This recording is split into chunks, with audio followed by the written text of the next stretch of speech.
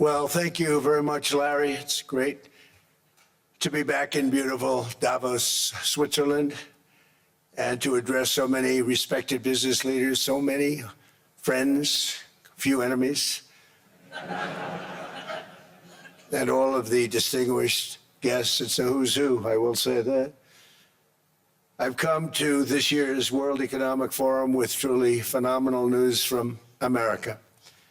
Yesterday marked the one-year anniversary of my inauguration, and today, after 12 months back in the White House, our economy is booming, growth is exploding, productivity is surging, investment is soaring, incomes are rising, inflation has been defeated, our previously open and dangerous border is closed and virtually impenetrable, and the United States is in the midst of the fastest and most dramatic economic turnaround in our country's history. Under the Biden administration, America was plagued by the nightmare of stagflation, meaning low growth, and high inflation, a recipe for misery, failure, and decline. But now, after just 1 year of my policies, we're witnessing the exact opposite: virtually no inflation and extraordinarily high economic growth. Growth like, I believe you'll see very shortly, our country has never seen before, perhaps no country has ever seen before. Over the past 3 months, core inflation has been just 1.6%. Meanwhile, fourth quarter growth is projected to be 5.4%, far greater than anybody other than myself and a few others had predicted. Since the election, the stock market has set 52 all-time high records. So that's in 1 year, 52 records, adding $9 trillion in value to retirement accounts, 401ks, and people's savings. People are doing very well. They're very happy with me. Since my inauguration, we've lifted more than 1.2 million people off of food stamps, and after 4 years in which Biden secured less than $1 trillion of new investment in our country. Think of that, 1 trillion, substantially less than that. In 4 years, we've secured commitments for a record-breaking $18 trillion, and we think when the final numbers come out, they'll be closer to $20 trillion of investment. That's never been done by any country at any time, not even close. Just over 1 year ago, under the radical left Democrats, we were a dead country. Now we are the hottest country anywhere in the world. In fact, the United States economy is on pace to grow at double the rate that was projected by the IMF just last April. And with my growth and tariff policies, it should be much higher. I really believe we can be much higher than that. And this is all great news, and it's great for all nations. The USA is the economic engine on the planet, and when America booms, the entire world booms. It's been the history. When it goes bad, it goes bad. You all follow us down, and you follow us up, and we're at a point that I don't believe we've ever been. I never thought we could do it this quickly. My biggest surprise is I thought it would take more than a year, maybe like a year and 1 month. But it's happened very quickly. This afternoon, I want to discuss how we have achieved this economic miracle, how we intend to raise living standards for our citizens to levels never seen before, and perhaps how you too and the places where you come from can do much better by following what we're doing, because certain places in Europe are not even recognizable, frankly, anymore. They're not recognizable. And we can argue about it, but there's no argument. Friends come back from different places. I don't want to insult anybody, and say, I don't recognize it. And that's not in a positive way, it's in a very negative way. And I love Europe, and I want to see Europe go good, but it's not heading in the right direction. In recent decades, it became conventional wisdom in Washington and European capitals that the only way to grow a modern Western economy was through ever-increasing government spending, unchecked mass migration, and endless foreign imports. The consensus was that so-called dirty jobs and heavy industry should be sent elsewhere, that affordable energy should be replaced by the Green New Scam, and that countries could be propped up by importing new and entirely different populations from faraway lands. This was the path that sleepy Joe Biden administration and many other Western governments very foolishly followed, turning their backs on everything that makes nations rich and powerful and strong. And there's so much potential in so many nations. The result was record budget and trade deficits and a growing sovereign deficit driven by the largest wave of mass migration in human history.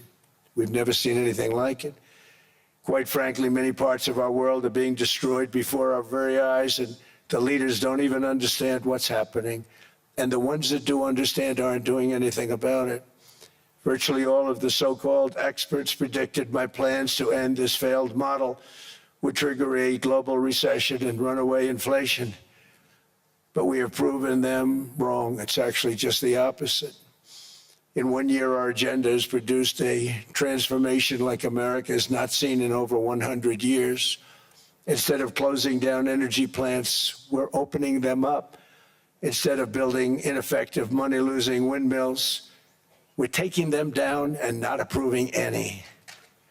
Instead of empowering bureaucrats, we're firing them, and they're going out and getting jobs in the private sector for 2 and 3 times what they were making in government. So they started off hating me when we fired them, and now they love me. Instead of raising taxes on domestic producers, we're lowering them and raising tariffs on foreign nations to pay for the damage that they've caused. In 12 months, we have removed over 270,000 bureaucrats from the federal payrolls, the largest single-year reduction in government employment since the end of World War II. Nobody thought that was coming, but we had no choice. To make a country great, you can't have all federal jobs. We've cut federal spending by $100 billion and slashed the federal budget deficit by 27% in the single year. It's going to go down quite a bit more from that, driving inflation way down from the record highs of the Biden administration. Every month, they went up and up and up.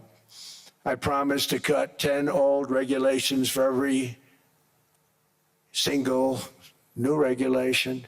But instead, I've cut, actually, till this point, 129 regulations for every one new regulation approved. So every time they come in with a new regulation, we do at least 10, but so far it's averaging out to 129, if you can believe it.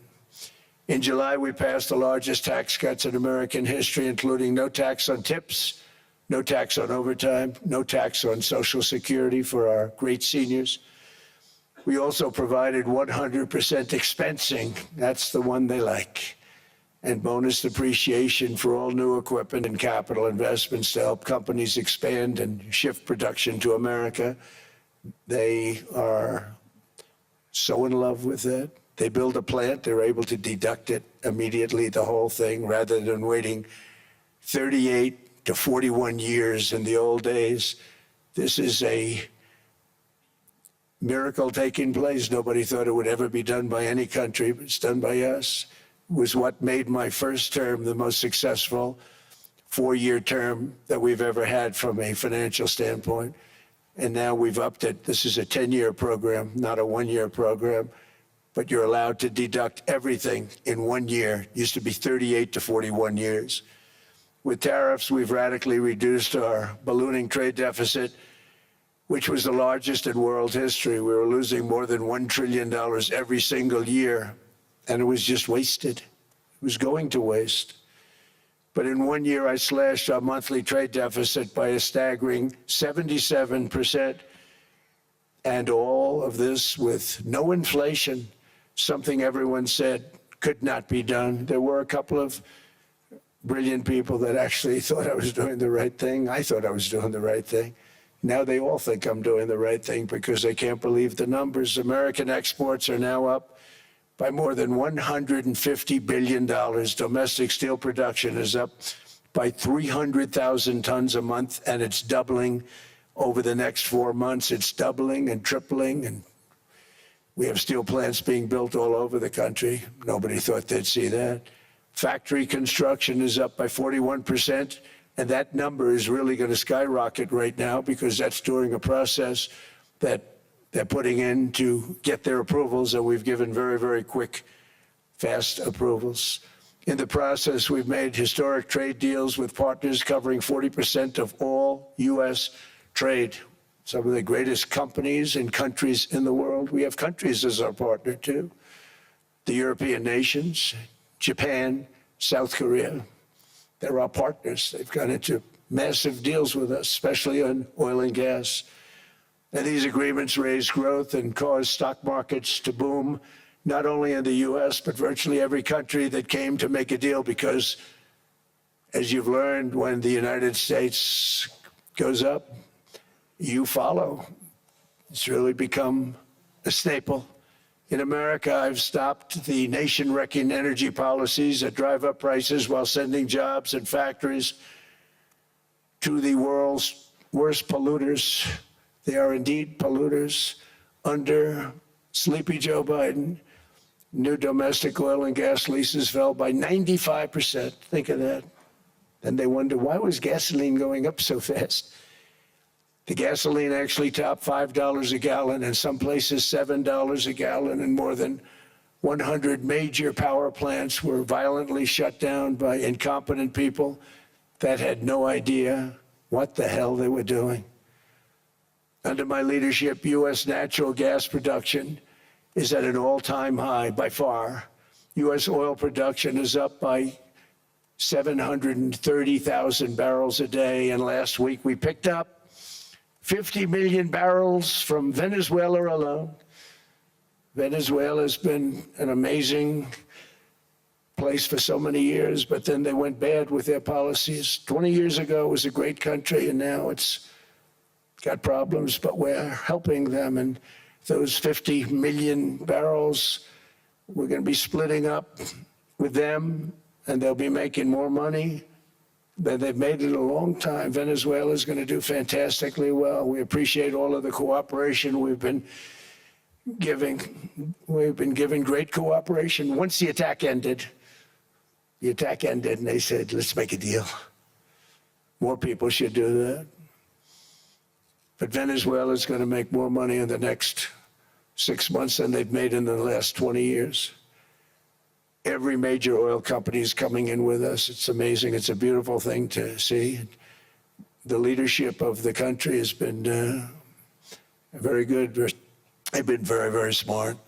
The price of gasoline is now below $2.50 a gallon in many states, $2.30 a gallon in most states. Then we'll soon be averaging less than $2 a gallon. In many places, it's already down even lower, $1.95 a gallon. Numerous states are at $1.99, numbers that nobody has heard for years. Actually, since my last administration, we got it down to around those numbers. I've signed an order directing and approval of many new nuclear reactors. We're going heavy into nuclear. I was not a big fan because I didn't like the risk, the danger. But they have the progress they've made with nuclear is unbelievable, and the safety progress they've made is incredible. We're very much into the world of nuclear energy, and we can have it now at good prices and very, very safe. And we're leading the world in AI by a lot. We're leading China by a lot. I think President Xi respects what we've done, in part because I've allowed these big companies building these massive buildings to build their own electric capacity. They're building their own power plants, which, when added up, is more than any country anywhere in the world is doing. I read recently an article in the Wall Street Journal that China's creating so much energy, and they are. I got to hand it to them. But we're creating as much or more, and we're letting them do that. I'm very proud of it. It was my idea. I said, you can't create this much energy. We needed more than double the energy currently in the country just to take care of the AI plants. And I said, we can't do that. We have an old grid system. And I came up with the idea, you people are brilliant, you have a lot of money. Let's see what you can do. You can build your own electric generating plants. And they looked at me, they didn't believe me. All of the names that are, I think, in the room right now, if you want to know the truth, they didn't believe it. And I said, no, you can't. They came back 2 weeks and they didn't have the plant. They said, we thought you were kidding. I said, no, not only am I not kidding, you're going to have your approvals within 2 weeks. I always say nuclear will take 3 weeks. But most aren't going that. They're going oil and gas. They're even going coal in some cases. Because of my landslide election victory, the United States avoided the catastrophic energy collapse which befell every European nation that pursued the Green New Scam, perhaps the greatest hoax in history. The Green New Scam, windmills all over the place, destroy your land, destroy your land. Every time that goes around, you lose $1,000. You're supposed to make money with energy, not lose money. Here in Europe, we've seen the fate that the radical left tried to impose on America. They tried very hard. Germany now generates 22% less electricity than it did in 2017. And it's not the current chancellor's fault. He's solving the problem. He's going to do a great job. But what they did before he got there, I guess that's why he got there. And electricity prices are 64% higher. The United Kingdom produces just 1/3 of the total energy from all sources that it did in 1999. Think of that, 1/3. And they're sitting on top of the North Sea, one of the greatest reserves anywhere in the world, but they don't use it. And that's one reason why their energy has reached catastrophically low levels with equally high prices. High prices, very low levels. Think of that, 1/3. And you're sitting on top of the North Sea, and they like to say, well, that's depleted. It's not depleted. It's got 500 years. They haven't even found the oil. The North Sea is incredible. They don't let anybody drill. Environmentally, they don't let them drill. They make it impossible for the oil companies to go. They take 92% of the revenues. So the oil companies say, we can't do it. They came to see me. Is there anything you can do? I want Europe to do great. I want UK to do great. They're sitting on one of the greatest energy sources in the world, and they don't use it. In fact, their electricity prices have soared 139%. There are windmills all over Europe. There are windmills all over the place, and they are losers. One thing I've noticed is that the more windmills a country has, the more money that country loses and the worse that country is doing. China makes almost all of the windmills, and yet I haven't been able to find any wind farms in China. Did you ever think of that? It's a good way of looking at it. They're smart. China is very smart. They make them, they sell them for a fortune. They sell them to the stupid people that buy them, but they don't use them themselves. They put up a couple of big wind farms, but they don't use them. They just put them up to show people what they could look like. They don't spin, they don't do anything. They use a thing called coal, mostly. But China goes with the coal, they go with oil and gas. They're starting to look at nuclear a little bit, and they're doing just fine. They make a fortune selling the windmills, though, and I think really that's one that they wouldn't be surprised if it stopped. They are shocked that it continues to go. They're very friendly with me. They're shocked that people continue to buy those damn things. They killed the birds. They ruin your landscapes. Other than that, I think they're fabulous, by the way. Stupid people buy them. The consequences of such destructive policies have been stark, including lower economic growth, lower standards of living, lower birth rates, more socially disruptive migration, more vulnerability to hostile foreign adversaries, and much, much smaller militaries.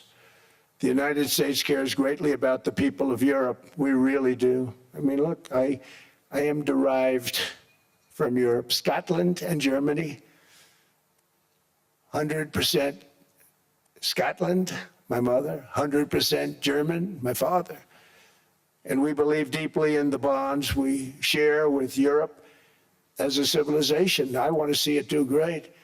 That's why issues like energy, trade, immigration, and economic growth must be central concerns to anyone who wants to see a strong and united West, because Europe and those countries have to do their thing. They have to get out of the culture that they've created over the last 10 years. It's horrible what they're doing to themselves. They're destroying themselves. It's beautiful, beautiful places. We want strong allies, not seriously weakened ones. We want Europe to be strong. Ultimately, these are matters of national security, and perhaps no current issue makes the situation more clear than what's currently going on with Greenland. Would you like me to say a few words of Greenland? I was going to leave it out of the speech, but I think I would have been reviewed very negatively. I have tremendous respect for both the people of Greenland and the people of Denmark, tremendous respect. But every NATO ally has an obligation to be able to defend their own territory. And the fact is, no nation or group of nations is in any position to be able to secure Greenland other than the United States. We're a great power, much greater than people even understand. I think they found that out 2 weeks ago in Venezuela. We saw this in World War II, when Denmark fell to Germany after just 6 hours of fighting and was totally unable to defend either itself or Greenland. So the United States was then compelled, we did it, we felt an obligation to do it, to send our own forces to hold the Greenland territory, and hold it we did at great cost and expense. They didn't have a chance of getting on it, and they tried. Denmark knows that. We literally set up bases on Greenland for Denmark. We fought for Denmark. We weren't fighting for anyone else. We were fighting to save it for Denmark. Big, beautiful piece of ice. It's hard to call it land. It's a big piece of ice. But we saved Greenland and successfully prevented our enemies from gaining a foothold in our hemisphere. So we did it for ourselves also. And then after the war, which we won it big. Without us, right now you'd all be speaking German and a little Japanese, perhaps. After the war, we gave Greenland back to Denmark. How stupid were we to do that? But we did it. But we gave it back. But how ungrateful are they now? So now our country and the world face much greater risks than it did ever before because of missiles, because of nuclear, because of weapons of warfare that I can't even talk about. 2 weeks ago, they saw weapons that nobody ever heard of. They weren't able to fire one shot at us. They said, what happened? Everything was discombobulated. They said, we've got them in our sights. Press the trigger, and nothing happened. No anti-aircraft missiles went up. There was one that went up about 30 feet and crashed down right next to the people that sent it. They said, what the hell is going on? Those defensive systems were made by Russia and by China. So they're going to go back to the drawing boards, I guess. Greenland is a vast, almost entirely uninhabited and undeveloped territory. It's sitting undefended in a key strategic location between the United States, Russia, and China. That's exactly where it is, right smack in the middle. Wasn't important nearly when we gave it back. You know, when we gave it back, it wasn't the same as it is now. It's not important for any other reason, you know, everyone talks about the minerals. There's so many places. There's no rare earth, no such thing as rare earth. There's rare processing, but there's so much rare earth. And this, to get to this rare earth, you got to go through hundreds of feet of ice. That's not the reason we need it. We need it for strategic national security and international security. This enormous unsecured island is actually part of North America, on the northern frontier of the Western Hemisphere. That's our territory. It is therefore a core national security interest of the United States of America. And in fact, it's been our policy for hundreds of years to prevent outside threats from entering our hemisphere. And we've done it very successfully. We've never been stronger than we are now. That's why American presidents have sought to purchase Greenland for nearly 2 centuries. You know, for 2 centuries, they've been trying to do it.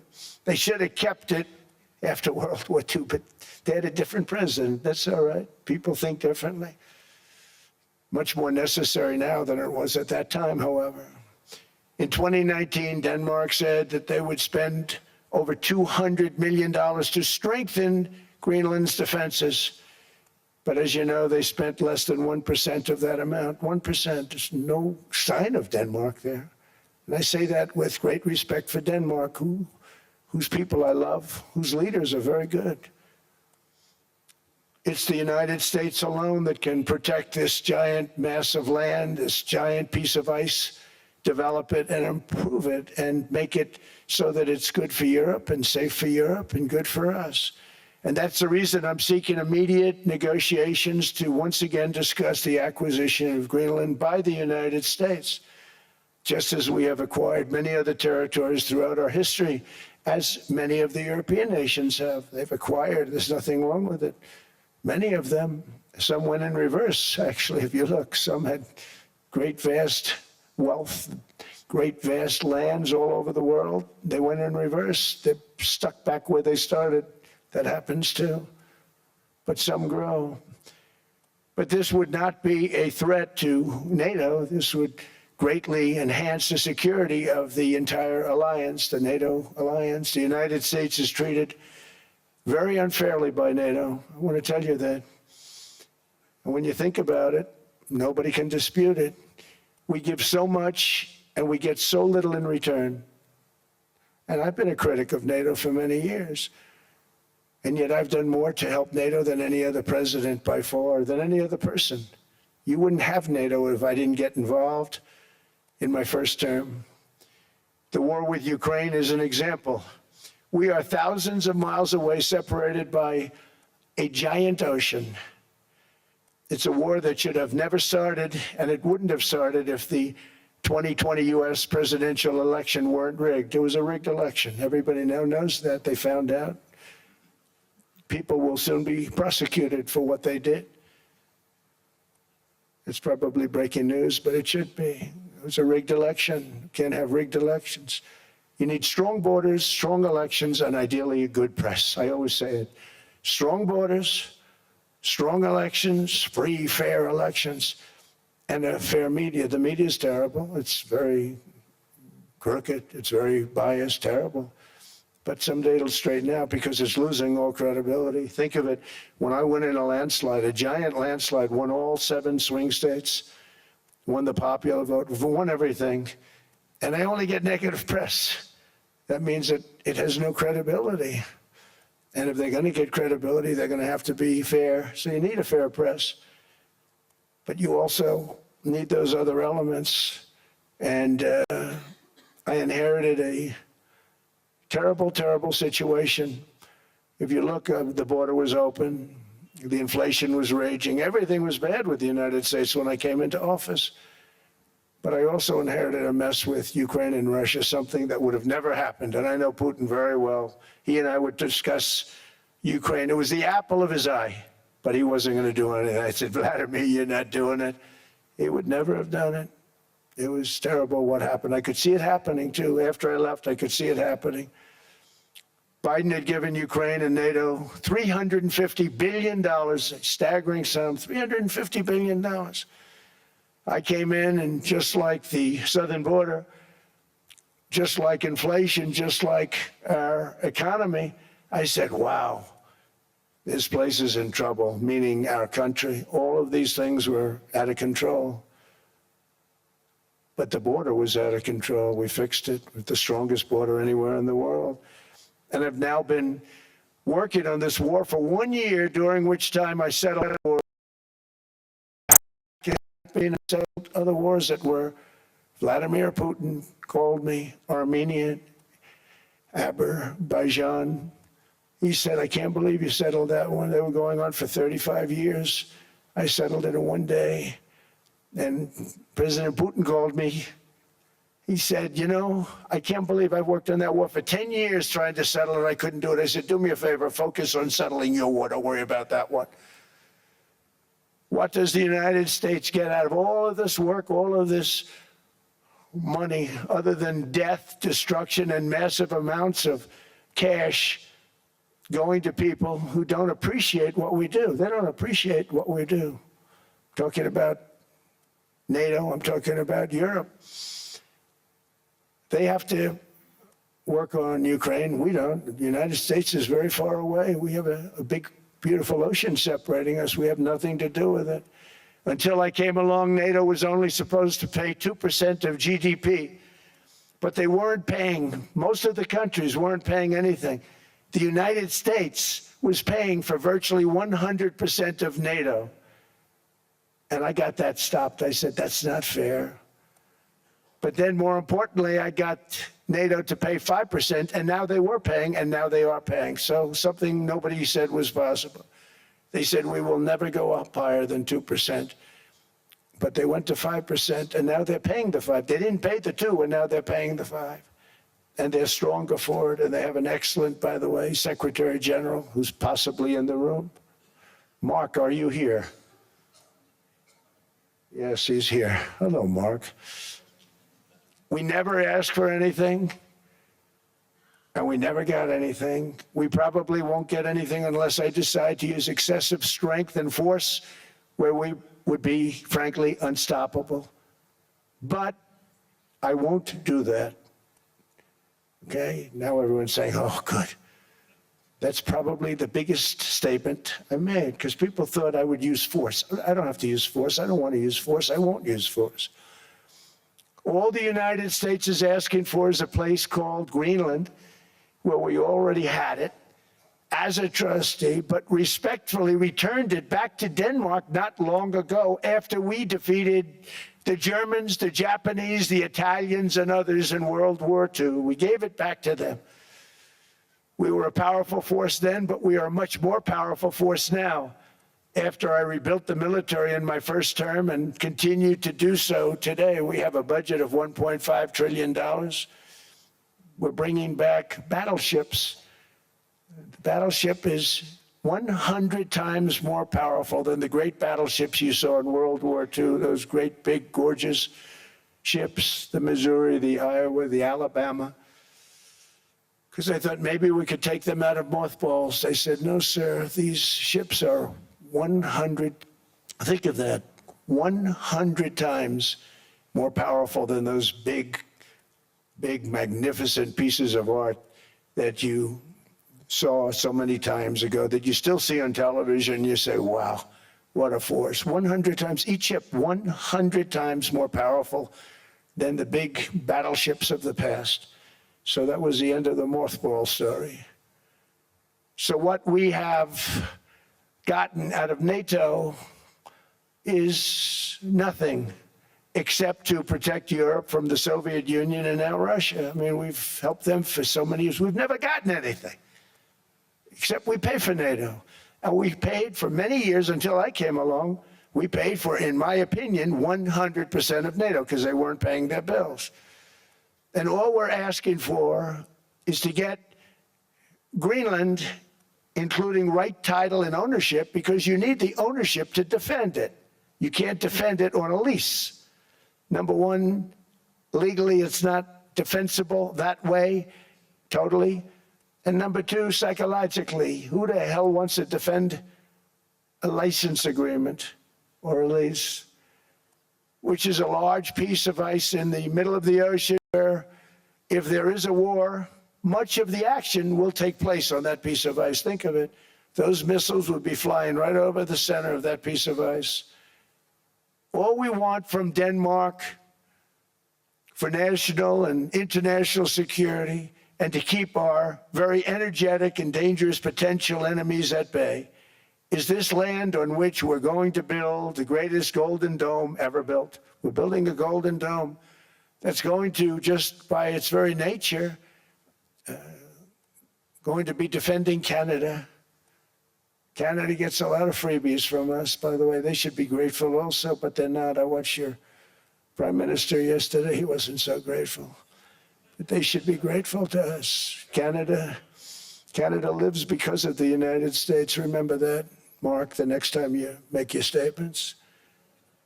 What we did for Israel was amazing, but that's nothing compared to what we have planned for the United States, Canada, and the rest of the world. We are going to build a dome like no other. We did it for Israel. And by the way, I told Bibi, stop taking credit for the dome.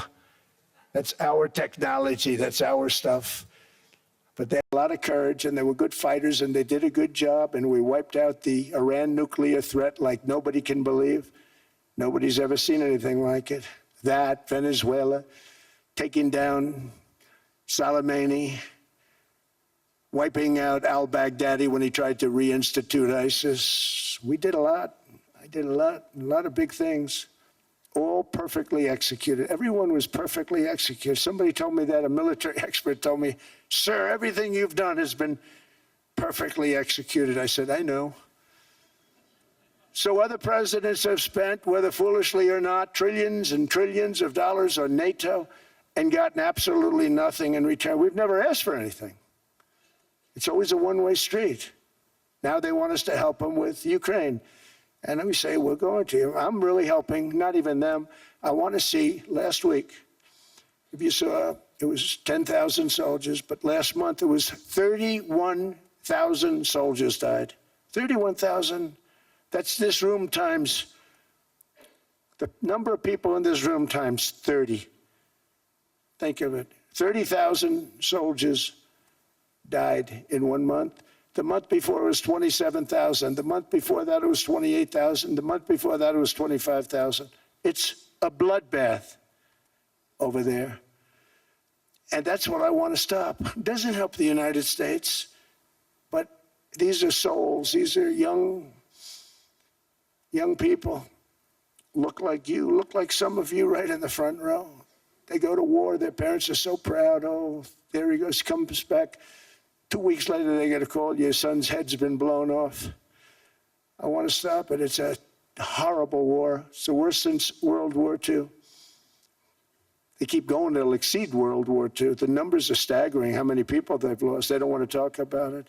Ukraine and Russia lost just tremendous amounts. And I'm dealing with President Putin, and he wants to make a deal, I believe. I'm dealing with President Zelensky, and I think he wants to make a deal. I'm meeting him today. He might be in the audience right now. But they got to get that war stopped because too many people are dying, needlessly dying. Too many souls are being lost. It's the only reason I'm interested in doing it. But in doing it, I'm helping Europe, I'm helping NATO, and I've until the last few days when I told them about Iceland, they loved me. They called me daddy, right, last time. A very smart man said, he's our daddy. He's running it. I was like running it. I went from running it to being a terrible human being. But now what I'm asking for is a piece of ice, cold and poorly located, that can play a vital role in world peace and world protection. It's a very small ask compared to what we have given them for many, many decades. But the problem with NATO is that we'll be there for them 100%. But I'm not sure that they'd be there for us. If we gave them the call, gentlemen, we are being attacked. We're under attack by such and such a nation. I know them all very well. I'm not sure that they'd be there. I know we'd be there for them. I don't know that they'd be there for us. So with all of the money we expend, with all of the blood, sweat, and tears, I don't know that they'd be there for us. They're not there for us on Iceland, that I can tell you. I mean, our stock market took the first dip yesterday because of Iceland. So Iceland's already cost us a lot of money. But that dip is peanuts compared to what it's gone up. And we have an unbelievable future in that stock. That stock market is going to be doubled. We're going to hit 50,000, and that stock market's going to double in a relatively short period of time. because of everything that's happening. But this is a good example. After giving NATO and European nations trillions and trillions of dollars in defense, they buy our weapons. We make the greatest weapons in the world, but now we're going to make them faster, much faster. You saw that. I put a cap on the salaries, and I put no buybacks, no stock buybacks, no various other things that they were doing. I mean, they were making $50 million, but it would take them 3 years to give you a Patriot missile. I said, that's not good. My chauffeur can do a better job than that, and he makes slightly less than 50. They make big salaries. If they're going to make those big salaries, they're going to have to produce a lot faster. The good news is we have the greatest equipment in the world. Now we're going to start making it a lot faster. They're going to build additional plants. And all of the money that goes into stock buybacks is going to go into building plants. We're not allowing stock buybacks by defense companies any longer. They're going to build new plants to make Tomahawks, Patriots. We have the best equipment, F-35s. F-47, the new one just coming out. They say it's the most devastating plane, fighter jet ever. Who knows? They called it 47. If I don't like it, I'm going to take the 47 off it. I wonder why they called it 47. We'll have to think about that. But if I don't like it, I'm going to take that 47 off. But it's supposed to be the Stage 6. It's supposed to be the first Stage 6 plane, undetectable, like our B-2 bombers were undetectable. They flew right over Iran. They were undetectable. And they did their job, and they got the hell out of there. So we want a piece of ice for world protection, and they won't give it. We've never asked for anything else, and we could have kept that piece of land, and we didn't. So they have a choice. You can say yes, and we will be very appreciative, or you can say no, and we will remember. A strong and secure America means a strong NATO, and that's one reason why I'm working every day to ensure our military is very powerful, our borders are very strong, and above all, our economy is strong because national security requires economic security and economic prosperity, and we have the greatest that we've ever had. Biden and his allies destroyed our economy and gave us perhaps the worst inflation in American history. They say 48 years, I say forever, but I think 48 years is the equivalent to forever. Whether it's 48 years or ever, it's terrible, costing the typical family $33,000. What they did to this country should never, ever be forgotten. It's early, but he has to be rated as the worst president we've ever had by far. The auto pen did much of the damage. The auto pen, he was the auto pen president, because I don't believe a sane president would have ever signed the kind of things that he signed. But now grocery prices, energy prices, airfares, mortgage rates, rent, and car payments are all coming down, and they're coming down fast. We inherited a mess, but we've done a hell of a job in 12 months. Under my most favored nation policy for drug prices, the cost of prescription drugs is coming down by up to 90%, depending on the way you calculate. You could also say 5, 6, 7, 800%. There are two ways of figuring that. But we have a favored nations policy that every president wanted, no president was able to get. I got it, and other nations approved it. And I had to use tariffs in order to get it because they said, no way. In other words, a pill that costs 10% in London costs $130. Think it costs $10 in London, costs $130 in New York or in Los Angeles. And I'd say, boy, that's bad. Friends of mine would say, you know, we go to London, you can buy the stuff for nothing. We go all over the world, we can buy it for nothing.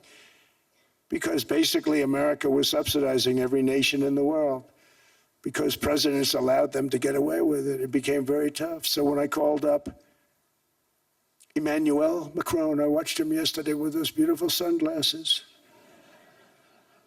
What the hell happened?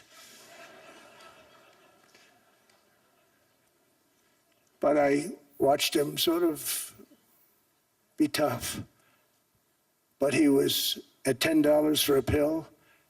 And I said, Emmanuel, and I have all the big pharmaceutical companies are in total agreement. It wasn't easy, by the way. They're tough, smart.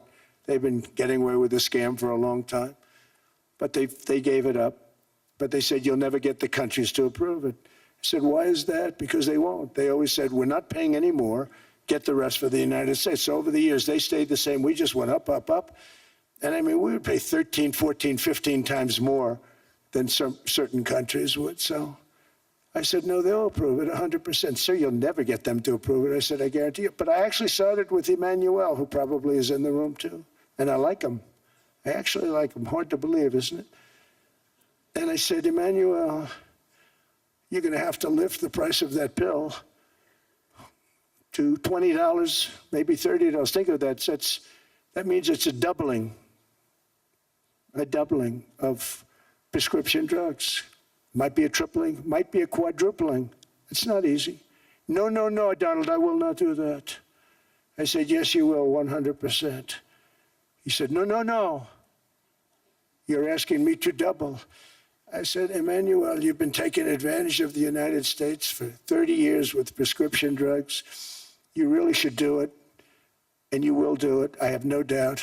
In fact, I am 100% sure you're going to. No, no, no, I will not do it. Because he has to, in all fairness to him, he has to double or triple. Because the world being a bigger place than the United States, it's not that you meet in the middle. You just have to go up some, and we come down a lot. They go up a little, we come down a lot. So we're at $130, they're at 10. So they may have to go to 20 or 30. No more than that. I said, Emmanuel, you're going to be doubling or tripling? No, no, no. I said, here's the story, Emmanuel. The answer is you're going to do it, you're going to do it fast. And if you don't, I'm putting a 25% tariff on everything that you sell into the United States and a 100% tariff on your wines and champagnes. And that's about 10 times more than what I'm requesting. And you're going to do it. I don't want to go public with it, but you may make me do that. No, no, Donald, I will do it. I will do it.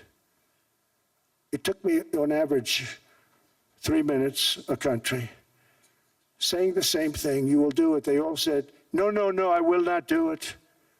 You're asking me to double the cost of prescription. I said, that's right, because you've been screwing us for 30 years. And they said, we will not do it. I said, that's all right. On Monday morning, we're putting a 25, 30, 50. I gave different numbers for different countries. This is also national security we're talking about. Not fair. We're not going to subsidize the whole world. And every one of those countries have agreed to do it. So one of the biggest things that I've done is the fact that we have now most favored nation. We will pay whatever the lowest price is in the entire world. So our drug prices are going to be coming down by staggering 90%. Again, you could say 1,000%, 2,000%. Depends on the way you want to figure it, but we'll go with the way the fake news likes it better because it sounds, can you imagine a 90% reduction sounds much worse. But drug prices are going to be coming down tremendously in all the nations, and I appreciate them doing it, but they did it.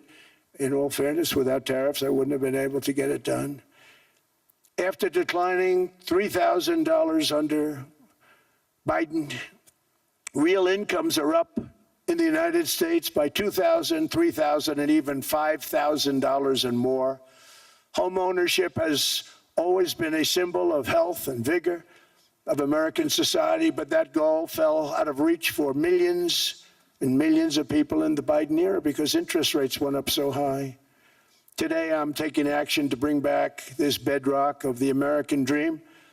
In recent years, Wall Street giants and institutional investment firms, many of you are here, many of you are good friends of mine, many of you are supporters. Sorry to do this to you, I'm so sorry. But you've driven up housing prices by purchasing hundreds of thousands of single-family homes, and it's been a great investment for them. Often as much as 10% of houses on the market. You know, the crazy thing is a person can't get depreciation on a house, but when a corporation buys it, they get depreciation. Okay, that's something we're going to have to think about too. I don't know if too many people think about that. You buy a corporation, they buy 500 houses, they buy hundreds of thousands, they buy 500 houses, they can take depreciation. A person sweats and works and buys one house they can. But homes are built for people, not for corporations, and America will not become a nation of renters. We're not going to do that. That's why I have signed an executive order banning large institutional investors from buying single-family homes. It's just not fair to the public. They're not able to buy a house. And I'm calling on Congress to pass that ban into permanent law, and I think they will. One of the biggest barriers to saving for a down payment has been surging credit card debt. The profit margin for credit card companies now exceeds 50%, one of the biggest. And they charge Americans interest rates of 28%, 30%, 31%, 32%. Whatever happened to usury? So to help our citizens recover from the Biden disaster, all caused by this horrible precedent, I'm asking Congress to cap credit card interest rates at 10% for 1 year. And this will help millions of Americans save for a home. They have no idea they're paying 28%. They go out there a little late in their payment and they end up losing their house. It's terrible. To unleash innovation in savings and financing, I'm also working to ensure America remains the crypto capital of the world. And to that end, last year I signed the landmark Genius Act into law. Now Congress is working very hard on crypto market structure legislation, Bitcoin, all of them, which I hope to sign very soon, unlocking new pathways for Americans to reach financial freedom. And I did it for two reasons. Number one, I thought it was politically good, and it was. I got tremendous political support. But more importantly, China wanted that market too. It's just like they want the AI.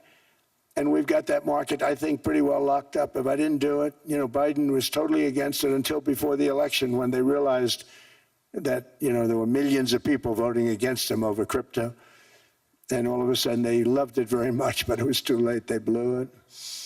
But it is politically popular, but it's much more importantly, we have to make it so that China doesn't get the hold of it. And once they have that hold, we're not going to be able to get it back. So I'm honored to have done it. Finally, I've instructed government-backed institutions to purchase up to $200 billion in mortgage bonds to bring down interest rates. And I'll be announcing a new Fed chairman in the not-too-distant future. I think he'll do a very good job. See, I gave away some of it. He did give that away. So we have something, got something, but somebody that's very respected. They're all respected. They're all great. Everyone that I interviewed is great. Everyone could do, I think, a fantastic job. Problem is they change once they get the job. They do. They're saying everything I want to hear, and then they get the job. They're locked in for 6 years. They get the job, and all of a sudden, let's raise rates a little bit. I call them, sir, we'd rather not talk about this. It's amazing how people change once they have the job, but it's too bad. Sort of disloyalty, but they got to do what they think is right. We have a terrible chairman right now, Jerome Too Late Powell. He's always too late. And he's very late with interest rates, except before the election. He was just fine for the other side. So we're going to have somebody that's great, and we hope he does the right job. Last week, the average 30-year mortgage rate dropped below 6% for the first time in many years. Another major factor in driving up housing costs was the mass invasion of our borders. And I have to say one thing about housing, because nobody ever says this. I am very protective of people that already own a house, of which we have millions and millions and millions. And because we have had such a good run, the house values have gone up tremendously. And these people have become wealthy. They weren't wealthy. They become wealthy because of their house. And every time you make it more and more and more affordable for somebody to buy a house cheaply, you're actually hurting the value of those houses, obviously, because the one thing works in tandem with the other. And I don't want to do anything that's going to hurt the value of people that own a house, who for the first time in their lives are walking around the streets of whatever city they're in, very proud that their house is worth $500,000, $600,000, $700,000. Now, if I want to really crush the housing market, I could do that so fast and people could buy houses, but you would destroy a lot of people that already have houses. In some cases, they've mortgaged their house, and the mortgage would be very low. And all of a sudden, the mortgage without any changes becomes very high, and they end up losing the house. I'm not going to hurt, and I speak with Scott, who's doing a fantastic job, and Howard, who's doing a fantastic job, and all of my people. And I always say, look, you know, I can crush the hell out of the market. We can drop interest rates to a level, and that's one thing we do want to do. That's natural. That's good for everybody. You know, the dropping of the interest rates, we should be paying a much lower interest rate than we are. We should be paying the lowest interest rate of any country in the world, because without the United States, you don't have a country. I mean, I had a case with Switzerland. We happened to be in Switzerland. Maybe I'll give you a quick story. But they were paying nothing. They make beautiful watches, great watches, Rolex, all of them. They were paying nothing to the United States when they sent their product in. And we had a $41 billion deficit. $41 billion with this beautiful place. Flew over it, isn't it nice? So I said, let's put a 30% tariff on them so that we get back some of it, not all of it at all. We still have a deficit, big deficit. We had 41 million. That's a big deficit. And I said, let's put a tariff on. Different tariffs, different places. You're all party to them. In some cases, victims to them. But in the end, it's a fair thing. And most of you realize that. But we put a 30% tariff on Switzerland, and all hell broke loose. They were calling, I mean, like you wouldn't believe. And I know so many people from Switzerland, incredible place, incredible, brilliant place. But I didn't realize that they're only good because of us. And there's so many other examples. I mean, us, probably other places, but a majority of the money they make is because of us, because we never charged them anything. So they come in, they sell their watches, no tariffs, no nothing. They walk away, they make $41 billion on just us. So I said, no, we can't do that. So I'm going to bring it up. I still would have a deficit pretty substantial, but I brought it up to 30%. And I guess Prime Minister, I don't think President, I think Prime Minister called a woman, and she was very repetitive. She said, no, no, no, you cannot do that, 30%. You cannot do that. We are a small, small country. I said, yeah, but you have a big, big deficit. You may be small, but you have a bigger deficit than big countries. He said, no, no, no, please, you cannot do it. Kept saying the same thing over and over. We are a small country. I said, but you're a big country in terms of, and she just rubbed me the wrong way, I'll be honest with you. And I said, all right, thank you, ma'am, appreciate it. Do not do this. Thank you very much, ma'am. And I made it 39%. And then all hell really broke out. And I was paid visits by everybody. Rolex came to see me. They all came to see me. But I realized, and I reduced it, because I don't want to hurt people. I don't want to hurt them. And we brought it down to a, lower level. Doesn't mean it's not going up, but we brought it down to a lower level. But they pay now, tariff. But I realized that we have many places like that where they're making a fortune because of the United States. Without the United States, they wouldn't be making anything. Think of it. Switzerland made $41 billion on us. And as she said, it's a small place. And I realized with that, I don't know, it was so, because she was so aggressive. And I realized in that conversation that the United States is keeping the whole world afloat. Many places, I could give you 6, 7 places just in the people in this little area. I know every one of them. They're looking down. They don't want to see me, and they don't want to stare me in the eyes. But they're taking advantage of, everybody took advantage of the United States.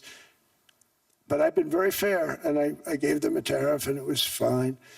But I realized that without us, it's not Switzerland anymore. Without us, it's not any of the countries that are represented here.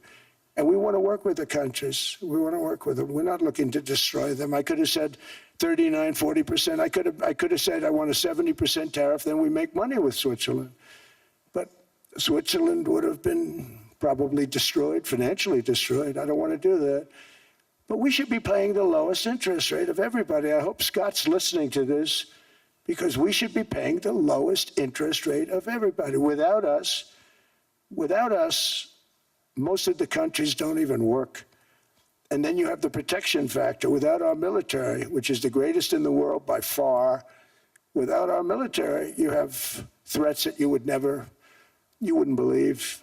You wouldn't believe. You don't have threats because of us, and that's because of NATO. One other thing, and I have to say it so importantly, in the old days, and I used to say I'm the youngest in the room. Now I'm among the older. I hate to say it. I don't feel old, but I'm among the older. But I remember not long ago, 20, 25 years ago, when good news came out about, let's say, the United States. The United States had a great quarter. The United States had a great month. All the stocks went up. And that's the way it's supposed to be. Now when they say the United States had a record quarter, it's unbelievable how well it's doing, all the stocks crash because they say, oh no, inflation, they're going to raise interest rates. And they do. Some of these stupid people like Powell, they raise interest rates. And what they do is they stop you from being successful. It used to be when we had a great quarter, a great month, great earnings, great anything, any good news, the stock market went up. That's the way it's going to be. We got to do that again, because that's the way it should be. Now when we have a great month, they want to kill it. Like we did over 5%. People were surprised. We should do 20%. We could do 25%. When we announce good numbers, and the reason is they're so petrified of inflation. And growth doesn't mean inflation. We've had tremendous growth with very low inflation. In fact, growth can fight inflation, proper growth. So we want to get back to the days when we announce great numbers, because we're going to be announcing phenomenal. You know, all these factories that are being built at record, thousands of businesses are being built right now. Remember, $18 trillion is invested. I think the second number is 3. And that was China many years ago. Investments in the country from outside. 18 trillion, nobody's ever seen. And that's money coming in and building things, factories. Thousands of businesses are being built, thousands. Hundreds of big factories, car plants are moving back to the United States. They're coming in from Canada, they're coming in from Mexico, from Japan. Japan's coming in and building plants here in order to avoid tariffs. They're coming in from China. They're coming in from all over the world. We have more plants being built now, car plants, than we've ever had built, even in the heyday from the 1940s and 50s. And they're bigger. They don't use renovations anymore where they take an old plant, they rip it down, they build a brand new plant, super modern plant. But it's happening at levels that nobody's ever seen. In 2024, the U.S. built less than 2 million new homes, but Biden admitted more than 8 million new migrants. And those days are over. In 2025, for the first time in 50 years, the United States had reverse migration. Boy, that was nice. And these were criminals that were being taken out of our country because they allowed people to come into our country from jails, from gangs, drug dealers, murderers. 11,888 murderers. We've gotten most of them out. And then ICE gets beat up by stupid people from leadership, and they actually are helping Minnesota so much, but they don't appreciate it. Most places do. You know, Washington, D.C. is the safest place now in the United States. It was a very dangerous place to walk, and now you can walk with your wife, your kids, right through the middle of the city. Right now, Washington, D.C. is as safe as it gets. It was one of the most unsafe. I had to admit, we sent in the military, the National Guard. Within 2 months, it was great. Within 3 months, it's like a really great place and a safe place and a beautiful place. It's even been cleaned up. The graffiti's gone. The fences are gone. We don't have to worry about fences anymore. All of the places, the grasses are cut and replaced with new grass in many cases. It's all going to happen in the spring. But Washington and D.C. is beautiful again, and it's safe. New restaurants are opening up. They were all closing. Now you can't get into a restaurant. Restaurants in Washington, D.C. are all opening. Memphis also, Memphis, Tennessee, New Orleans, Louisiana. We're there for 3 weeks. We've cut the crime down by 64%. Within another month, we'll have virtually no crime there. We can do that all over. We're going to help the people in California. We want to have no crime. I know Gavin was here. I used to get along so great with Gavin when I was president. Gavin's a good guy. And we're going to, if he needed it, I would do it in a heartbeat. I'd love to see. We did help them a lot in Los Angeles, a lot with the early in my term when they had some problems. But we would love to do it. I will say this, if I were a Democrat governor or whatever, I would call up Trump. I'd say, come on in, make us look good. Because we're cutting crime down to nothing. And we're taking people out, career criminals, who are only going to do bad things, and we're bringing them back to their countries. But where we've done it has been amazing. And we have a capacity to do it at much greater levels. We're cutting illegal aliens off welfare and other government benefits, and I have directed that starting immediately, there will be no more payments to sanctuary cities because they are really just sanctuaries for criminals. They're really protecting criminals, and those are the ones we have to get out of the country. Murderers, drug dealers, the mentally insane. They emptied their mental institutions into the United States. And despite that, we have the lowest crime numbers that we've ever had in the history of the country. Just came out. But equally importantly, we're cracking down on more than $19 billion in fraud that was stolen by Somalian bandits. Can you believe that Somalia, they turned out to be higher IQ than we thought. I always say these are low IQ people. How did they go into Minnesota and steal all that money?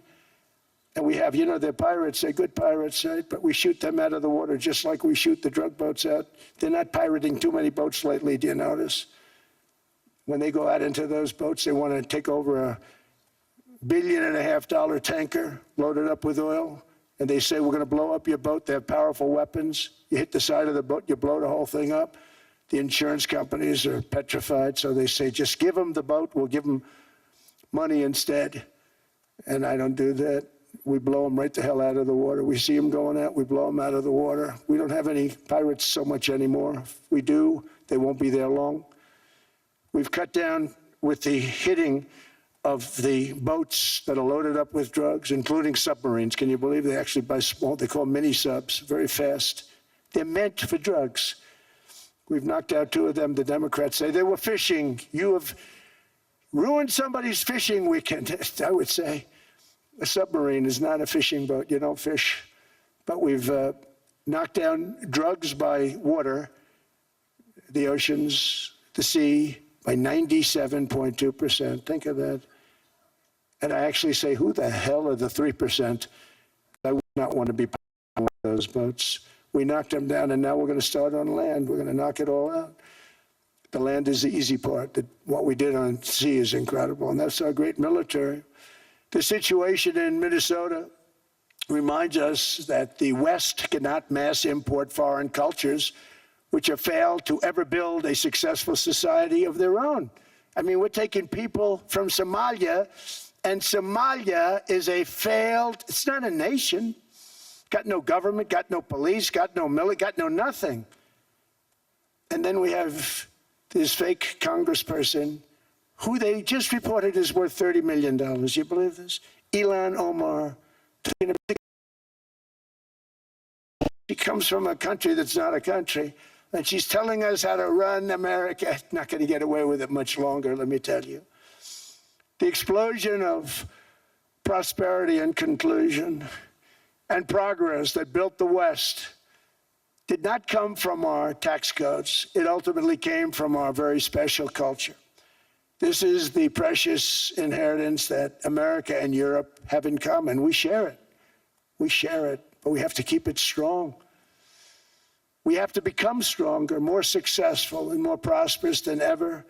We have to defend that culture and rediscover the spirit that lifted the West from the depths of the Dark Ages to the pinnacle of human achievement.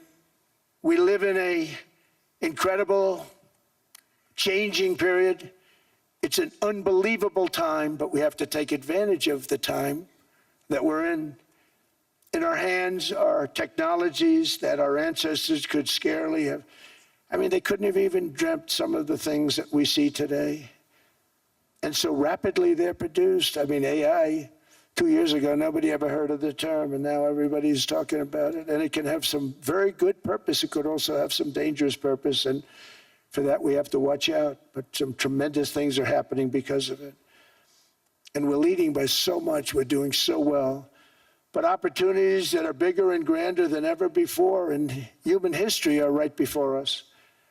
It is the pioneers in this room. Many of you in this room are true pioneers. You're truly brilliant people.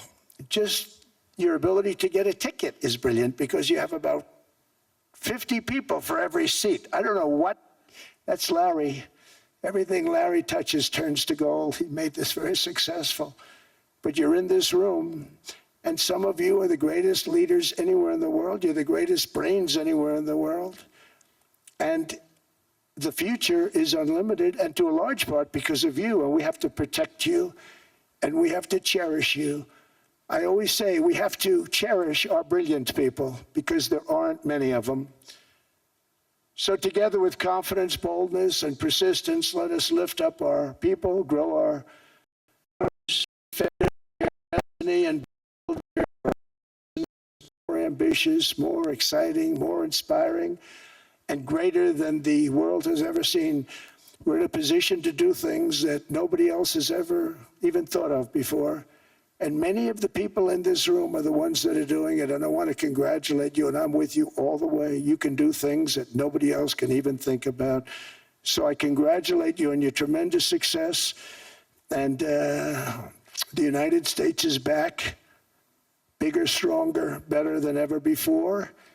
And I'll see you around. Thank you all very much. Thank you very much.